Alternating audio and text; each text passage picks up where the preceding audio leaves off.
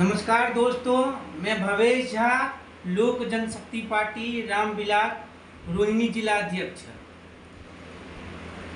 मैं श्री अरविंद केजरीवाल से ये बोलना चाहता हूँ कि अरविंद केजरीवाल जी, ये देखिए कि दिल्ली की कितनी हालत खराब है। एक तो आज के दौर में दिल्ली में 12,000 की नौकरी मिलने को राजी नहीं। दूसरा, जो काम करते हैं उनको अच्छी सैलरी नहीं मिलती। तीसरा, जितने भी मजदूर हैं उनको टाइम से सैलरी नहीं मिलता। तीसरा, चौथा, मजदूरी नहीं मिलती है, सरकार निकम्मी हो गई है। और मैं तो बोलता हूँ ऐसे सरकारों से बच के रहें। आगे से जो ये ठग का काम करते हैं, खुद के घर में देखिए 8-8 लाख का 8-8 करोड़ के ये पर्दे लगा रहे हैं, लेकिन ये दिल्ली के किसी भी आदमी की तरफ ध्यान देने के लिए राजी नहीं है। चाहे वो पूर्वांचल के लोग हो, चाहे बिहारी हो, किसी के ऊपर भी दिल्ली की जो ये अपना अरविंद केजरीवाल जी हैं, ये किसी के ऊपर भी ध्यान देने के लिए राजी नहीं है।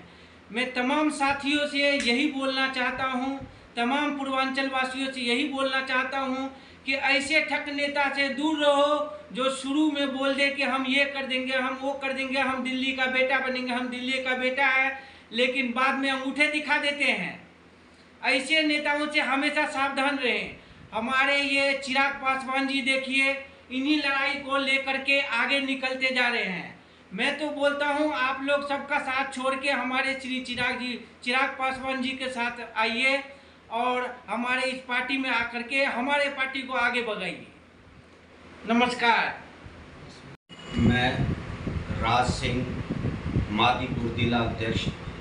मेरी अरविंद केजरीवाल जी के हाथ जोड़ के विनम्र निवेदन है कि जो ये रेहड़ी पटरी वाले लोग हैं, मजदूर लोग हैं, गरीब लोग हैं, इनकी तरफ ध्यान दें। वह पूरी दिल्ली के लोग काम को लेके त्राही त्राही कर रहे हैं। किसी को काम नहीं मिलता, किसी को सैलरी नहीं मिलती, किसी के पास एजुकेशन है लेकिन नौकरी नहीं है। पढ़ने लिखने का क्या फ़ायदा, जो बच्चों को इतना माँ बाप मुश्किलों से कैसे कैसे अपना पेट काट के बच्चों को पढ़ाते हैं। पढ़ाने के बाद में जब वो नौकरी के लिए बच्चे जाते हैं तो भटकते घूमते हैं। फिर उनको आखिर में लास्ट में आके फिर रेड़ी खोमचा रेड़ी वगैरह ढोनी पड़ती है। ऐसी पढ़ाई का बताओ, ऐसी सरकार का क्या फ़ायदा, क्या फ़ायदा ऐसी एजुकेशन का, जो कि तुम एक बच्चों को नौकरी नहीं दे सकते। कोई किसी तरीके की तुम्हारी व्यवस्था सही नहीं है।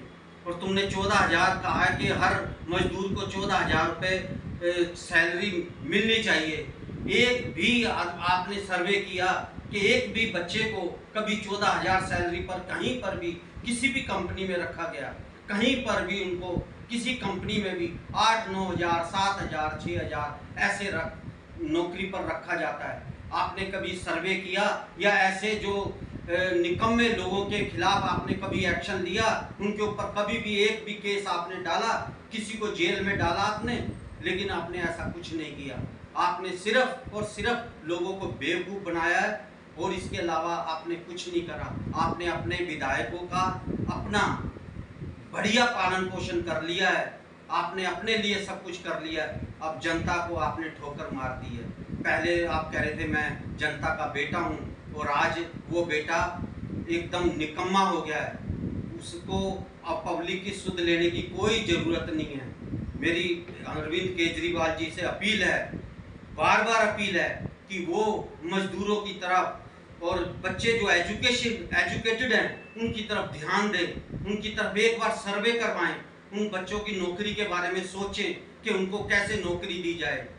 धन्यवाद। मैं प्रभाकर राय, दिल्ली के तमाम शोषित मजदूर परिवारों को मेरा नमस्कार। साथियों, आज दिल्ली में मजदूरों की क्या स्थिति है किसी से छुपी हुई नहीं है। आज से 10 साल पहले जो अरविंद केजरीवाल मजदूरों का बेटा कहते थे कि मैं मजदूर का बेटा हूँ, मजदूर का भाई हूँ, लेकिन मैं आज केजरीवाल साहब से पूछना चाहता हूँ कि केजरीवाल साहब, 8 साल में कभी आपने मजदूरों का दर्द समझा? मजदूरों के बीच घूमकर मजदूरों की बात को समझने की कोशिश करी। आज दिल्ली में मजदूरों को 12-12 घंटे काम करने के एवज में 10,000 12,000 सैलरी मिलती है। मैं पूछना चाहता हूं आप तमाम पूर्वांचल वासियों से, तमाम मजदूर भाइयों से, साथियों, 10,000 मजदूरों का क्या पेट भर पाता है? आज दिल्ली में कोई भी सब्जी 70-80 रुपये किलो से कम नहीं है। आज 300-400 रुपये कमाने वाले कहाँ से अपने बच्चों का परवरिश कर पाएगा, कहाँ से अपने बच्चों को शिक्षा दे पाएगा, कहाँ से अपने परिवार बाप की को खाना खिला पाएगा? केजरीवाल जी, थोड़ा सा भी शर्म करो। जो मजदूर ने आपको बेटा माना, जो मजदूर माता और बहन ने आपको भाई माना, क्या आपका यही छल करना है कि 8 साल से मुख्यमंत्री बने हो और कहते हो कभी आपने मजदूरों का दर्द समझने की कोशिश नहीं की? आपने पिछले बार, आज से कुछ साल पहले विज्ञापन दिया था बड़ी कि मैंने सैलरी, मजदूरों का सैलरी बना दिए। आपने कभी भी, आपके मंत्री, आपके पदाधिकारी कभी सर्वे करके, कभी इंक्वायरी करके किसी मजदूरों को पूछा कि उसको सरकारी रेट में तनख्वाह मिल रहा है कि नहीं मिल रहा है? जब आपको सैलरी बढ़ाना था तो आपने मुख्यमंत्री बनने के बाद रातों रात विधायक की सैलरी दुगुना कर दी, लेकिन कभी मजदूरों का भी तो दर्द समझते। इसीलिए हद हो गई केजरीवाल साहब, थोड़ा भी शर्म बाकी है तो अभी भी समय है। मजदूरों को कम से कम मैं यही कहना चाहूँगा लोक जनशक्ति पार्टी रामविलास की तरफ से कि मजदूरों का न्यूनतम मजदूरी दिलाओ। इसके ऊपर जो भी भ्रष्टाचारी हैं, जो भी उद्योगपति हैं, कंपनी मालिक हैं, उस पर कानूनी कार्रवाई करो, छापा मारो, मजदूरों का हक और अधिकार दिलाओ, तभी बेटा कहलाओगे, नहीं तो बेटा नहीं, एक धोखेबाज कहलाओगे।